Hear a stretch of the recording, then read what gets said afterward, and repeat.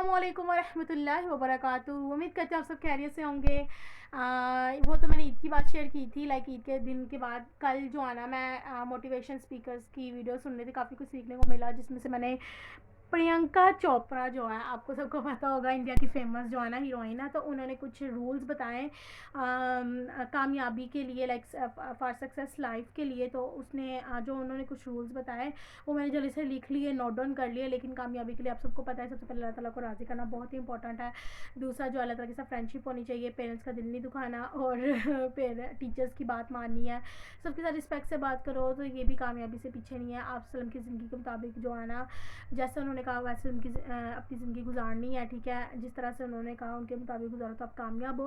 खैर थोड़ी सी कुछ उन्होंने बातें अपनी तरीके से बताई हैं दुनिया में कामयाबी के लिए। खैर 12 rules of becoming the best version of yourself. There is only one you. I am talking about of the core of you, who you are inside. Rule number 2, being fearless. Let's you that your dream fly. Rule number 3, never arrive enough to explore new opportunities. Rule number 4, be greedy for your ambition, be hungry for it. Rule number 5, do not compromise, do not settle on your dream. Rule number 6, fail again and then rise like a phoenix. Rule number 7, be bold and take these risks. Rule number 8, surround yourself with the right people who do not stab you in the back. Rule number 9, you can never please everyone all the time. Rule number 10, don't take yourself too seriously. We do not making rockets. Calm down, have fun. Rule number 11, give back. And finally the most important one, rule number 12, don't ever forever forget your you came from. अच्छा जी, ये उन्होंने कुछ rules बताए थे। अभी अजानें हो रही हैं, तो उसके बाद इसको जो है ना अपनी उर्दू में जो है ना डिफ़ाइन करूँगी। ओके जी, ये 12 रूल्स से अजान होगी हुई है।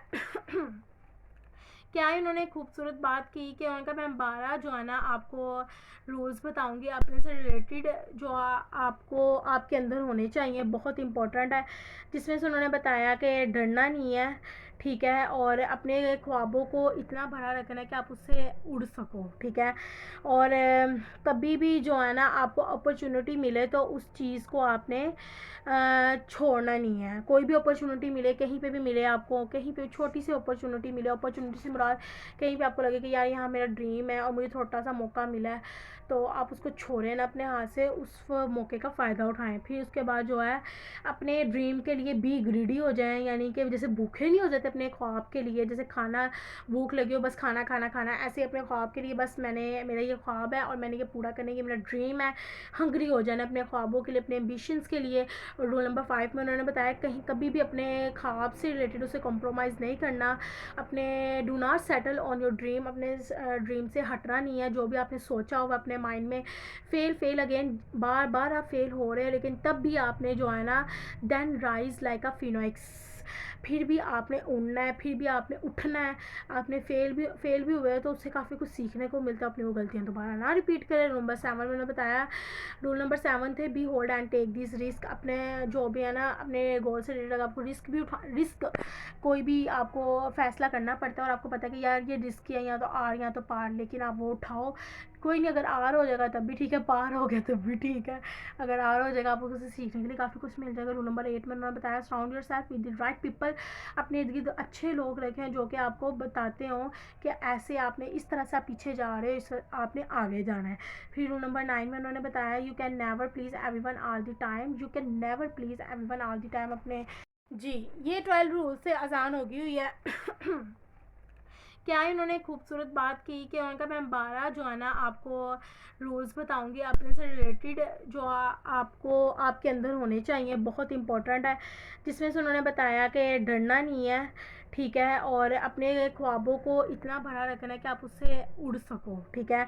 और कभी भी जो है ना आपको अपॉर्चुनिटी मिले तो उस चीज़ को आपने छोड़ना नहीं है। कोई भी अपॉर्चुनिटी मिले, कहीं पे भी मिले आपको, कहीं पे छोटी सी अपॉर्चुनिटी मिले, अपॉर्चुनिटी से मुराद कहीं पे आपको लगे कि यार यहाँ मेरा ड्रीम है और मुझे छोटा सा मौका मिला है, तो आप उसको छोड़ें ना अपने हाथ से, उस मौके का फ़ायदा उठाएं। फिर उसके बाद जो है अपने ड्रीम के लिए भी ग्रीडी हो जाएं, यानी कि जैसे भूखे नहीं हो जाते कहते अपने ख्वाब के लिए, जैसे खाना भूख लगी हो बस खाना खाना खाना, ऐसे अपने ख्वाब के लिए बस मेरा ये ख्वाब है और मैंने ये पूरा करने की मेरा ड्रीम है, हंग्री हो जाना अपने ख्वाबों के लिए, अपने एम्बिशंस के लिए।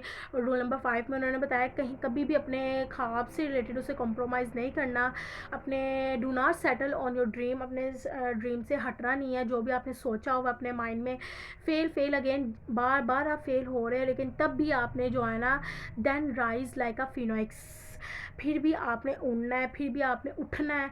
आपने फेल भी हुए तो उससे काफ़ी कुछ सीखने को मिलता है, अपनी वो गलतियाँ दोबारा ना रिपीट करें। नंबर 7 मैंने बताया, rule number 7 the be hold and take this risk. अपने जो भी है ना अपने गोल से रिलेटेड आपको रिस्क कोई भी आपको फैसला करना पड़ता है और आपको पता है कि यार ये रिस्क है, या तो आर या तो पार, लेकिन आप वो उठाओ। कोई नहीं, अगर आर हो जाएगा तब भी ठीक है, पार हो गया तब भी ठीक है। अगर आर हो जाएगा आपको उसे सीखने के लिए काफ़ी कुछ मिल जाएगा। रूल नंबर 8 में उन्होंने बताया surround your self with the right people. अपने इर्द गिर्द अच्छे लोग रखें जो कि आपको बताते हों कि ऐसे आपने इस तरह से आप पीछे जा रहे हो, इस आपने आगे जाना है। फिर रूल नंबर 9 में उन्होंने बताया you can never please everyone all the time, you can never please everyone all the time. अपने तो है उसमें लिखा हुआ है don't take yourself too seriously, we do not making rocket. कहते हैं कि अपनी ज़ात को इतना ज़्यादा सीरियस ना लें, क्योंकि आप कोई रॉकेट तो नहीं ना बना रहे जो आप हर काम को इतना ज़्यादा सीरियसली ले लेते हैं कि यार ये काम बहुत ज़्यादा सीरियस है मेरे लिए। तो कोई भी काम को अपने इतना जल्दी सीरियस नहीं लेना, ठीक है। आपको कोई थोड़ी ना रॉकेट बना रहे हैं। उसके बाद हमेशा काम डाउन रहना है और हैव फन। रूल नंबर 11 उन्होंने बताया, बड़ी इंपॉर्टेंट बात बताई उन्होंने, ये कहा कि ना give back and finally the most important one, कभी भी आपने पीछे की तरफ जो है ना नहीं जाना। ये हाँ, गिव बैक, पीछे की तरफ देखना लाजमी है कि आपने काम शुरू क्यों किया था और किन हालात में किया था, और अब आप आधे रास्ते में आके कहीं वो काम छोड़ तो नहीं रहे, ठीक है ना। आपने कहीं पे भी नेगेटिव होके या ये अपसेट या डिसहर्ट या डीमोटिवेट होके डिसअपॉइंटेड होकर अपना काम नहीं छोड़ना, बल्कि ये करना है कि मैंने स्टार्ट क्यों किया था और अब मैं क्यों छोड़ रहा हूँ, ठीक है। इसके बाद एक और शाखा काफ़ी जो है बहुत ही इम्पोर्टेंट वन जो है मेरे नज़रों में, पाकिस्तान के मोटिवेशन स्पीकर है, उन्होंने एक बात बोली, मिसाल देना बंद कर, फलां ने ये किया, फलां ने ये किया, खामोशी अपना, गुमनाम हो जा, चला जा स्क्रीन के ऊपर से, हट जा, छोड़ दे इन रंगीनियों को, लीव द क्राउड, निकल जा अपने रास्ते के ऊपर, कुछ नहीं होता। और ये जो गुमनामी अपनाते हैं नाम भी उन्हीं को मिलता है, अल्लाह की तरफ से छोड़ दे, ये लोगों में फिट इन होना छोड़ दे, stop being the social conformity of the people, निकल जा अपने रास्ते के ऊपर, जा बर्बाद कर अपने आप को, आबादियाँ भी तेरे हाथ से लिखवाएगा अल्लाह। क्या कहा था खालिद बिन वलीद ने रूमियों को जाके, वो इतनी बड़ी सल्तनत, बच्चों पूरा यूरोप खड़ा हुआ था एक मुसलमान शेर के सामने। उन्होंने बोला, खालिद बिन वलीद को क्या करने आए हो यहाँ पर? क्या ऐतिहासिक, हिस्टोरिकल और तारीखी जुमले थे खालिद बिन वलीद के। और हमारा बच्चा घबरा जाए तो हम ज़िंदगी में क्या कहते हैं, कोई नहीं बेटा, डाउन लेवल भी आता है, अप लेवल भी बजाएगी कि उनको उस बच्चे को मोटिवेट करने के। फिर एक इम्पोर्टेंट वन इस स्टोरी से बात याद आई, some time problem are not too big, we are too small. यानी कि कुछ वक्त के लिए जो है ना प्रॉब्लम जो है ना बड़ी नहीं होती, बल्कि हम बहुत छोटे होते हैं क्योंकि हम उसको हैंडल नहीं कर रहे होते।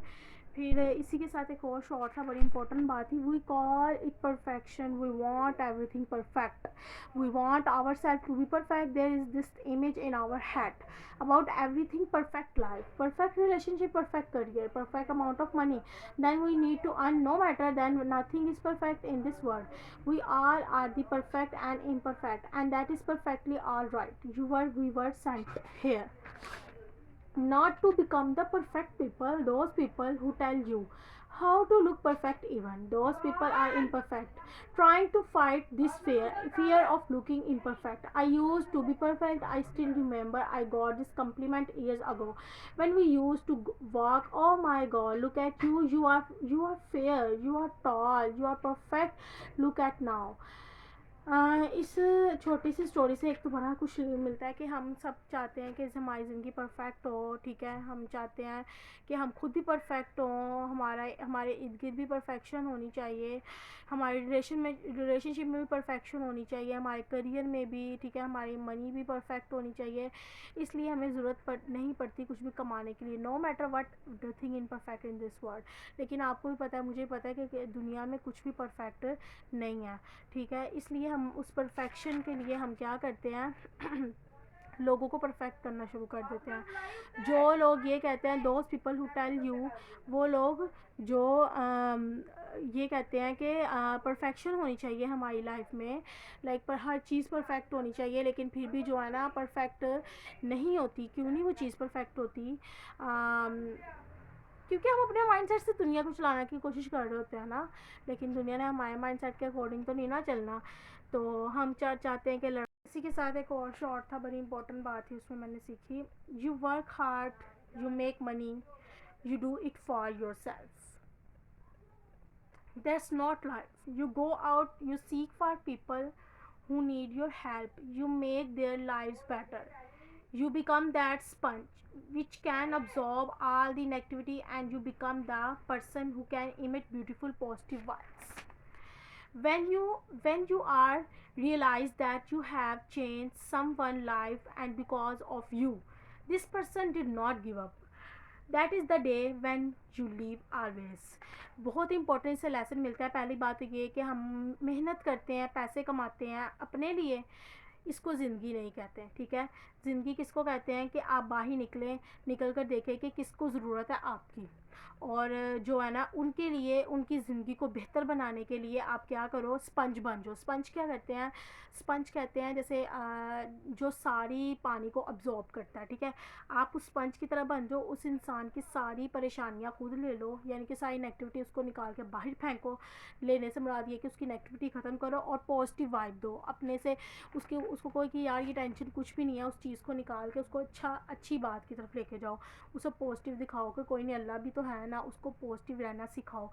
तो फिर आप रियलाइज़ करेंगे, फिर आप अपनी ज़िंदगी को जब जिएंगे तो आपको जीने का भी मज़ा आएगा। इस छोटे से शॉर्ट से यूट्यूब पे जब मैंने सर्च किया, शॉर्ट से मुझे काफ़ी कुछ सीखने को मिला, वो मैंने आपके साथ शेयर किया। फिर एक और छोटा सा शॉर्ट था, वो भी मैंने राइट डाउन कर लिया। Don't invest your self in the wrong people, because when you interest in the wrong people they break you into pieces, they torn you apart in such a way that it take years and years to get back together।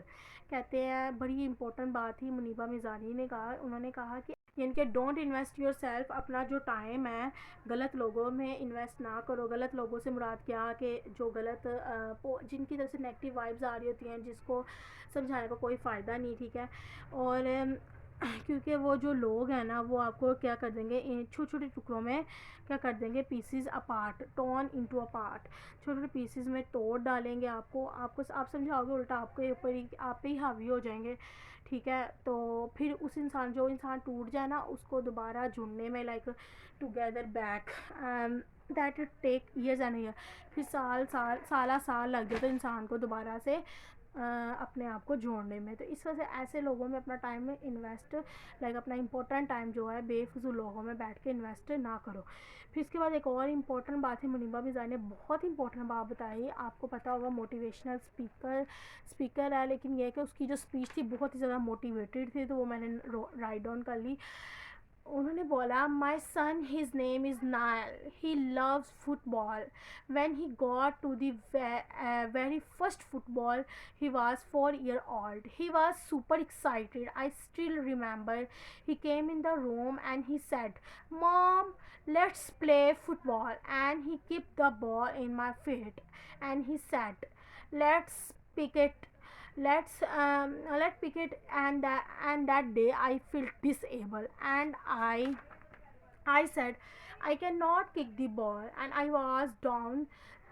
I was down in the same face, and the look at me, and he said, well, that's all right, your legs are not working but your hands, let's play catch the ball. Did you know that?